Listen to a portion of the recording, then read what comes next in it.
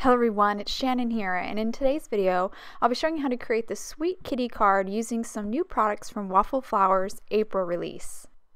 I'm going to start by die cutting a panel from some watercolor paper.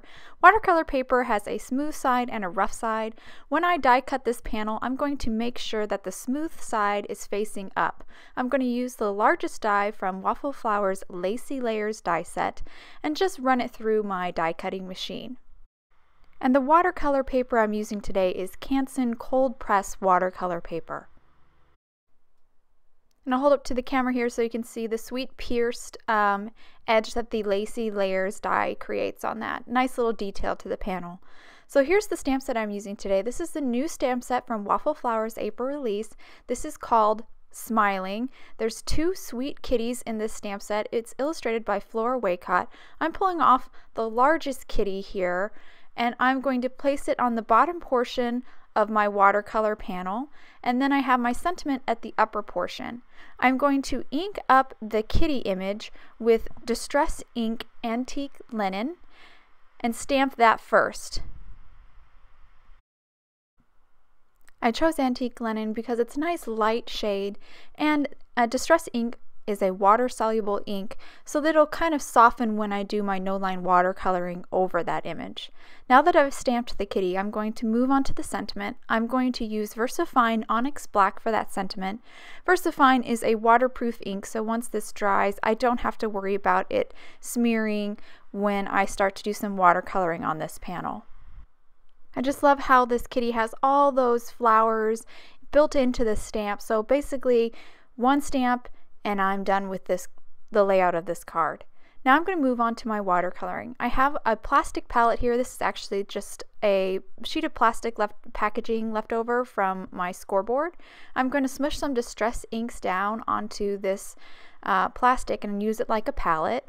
And I've chose three colors here to start with for my background. Two shades of green and then a blue. The blue is Tumbled Glass and the greens are Twisted Citron and Lucky Clover. I'm just going to spray some water into my plastic palette just to pull from. I'm going to take that water and add it to, just with the paintbrush, add it to the Distress ink to kind of water it down to get it a little bit more liquidy, a little bit more runny.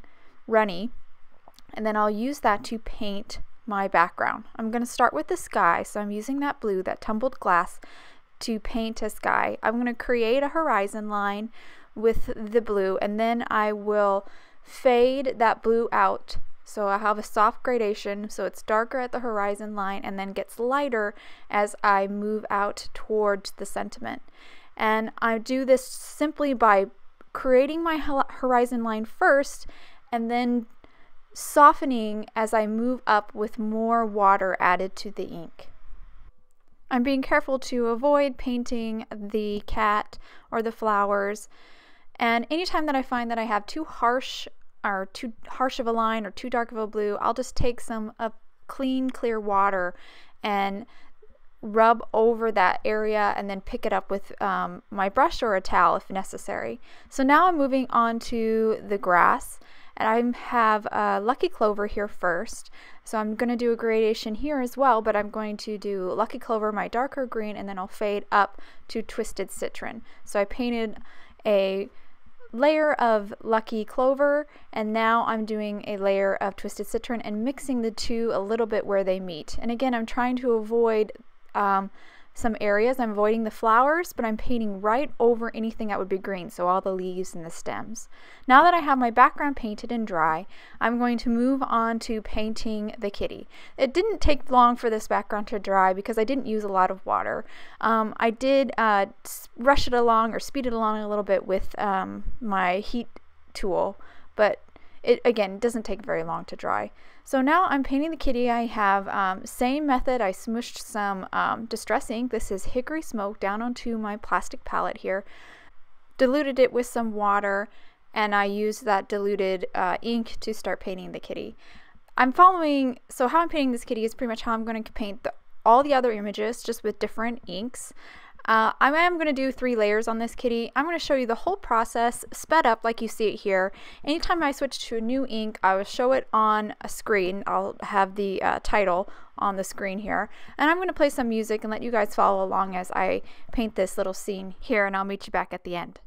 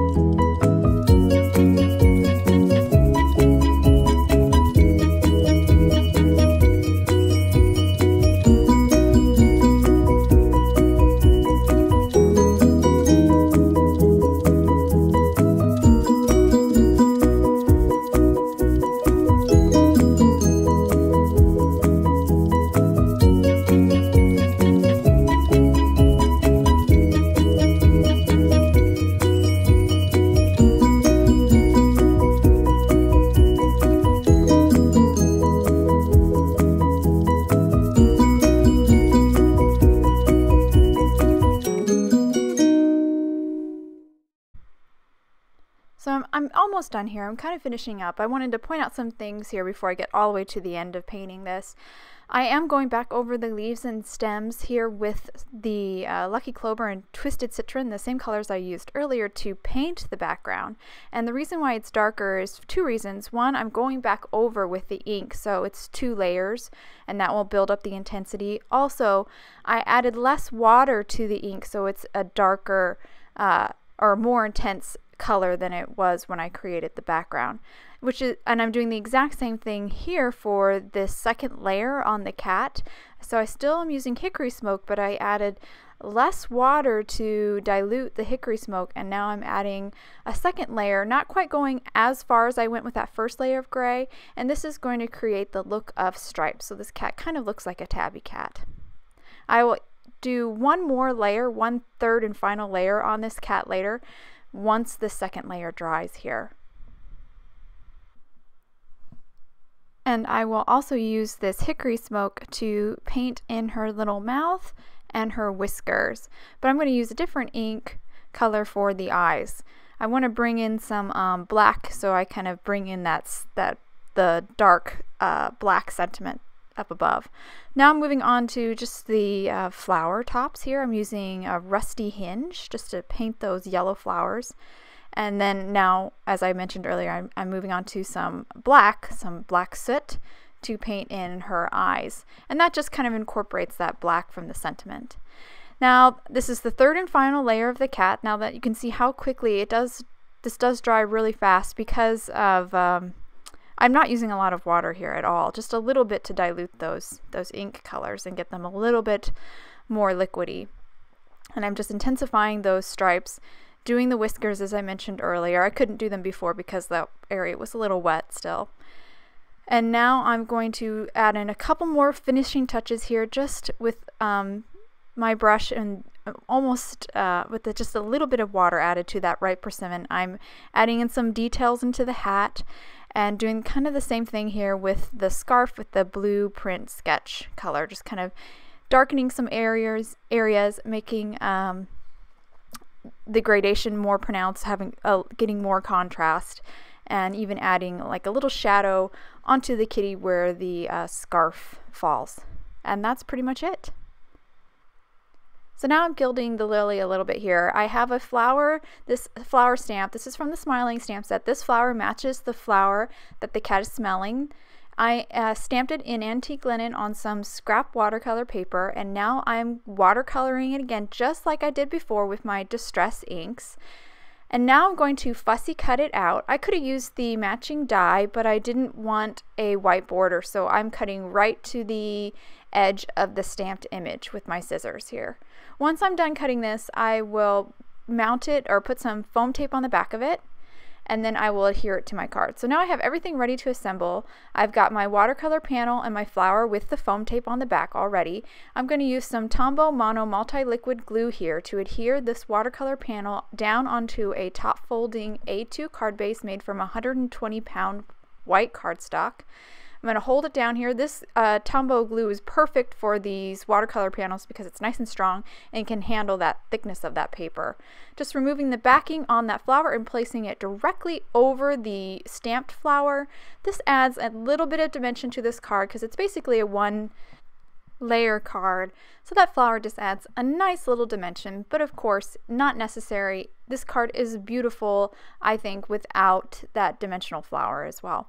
I really love the kitties in this Smiling stamp set. This kitty expression smelling the flower is so sweet, and the other cat is just as adorable.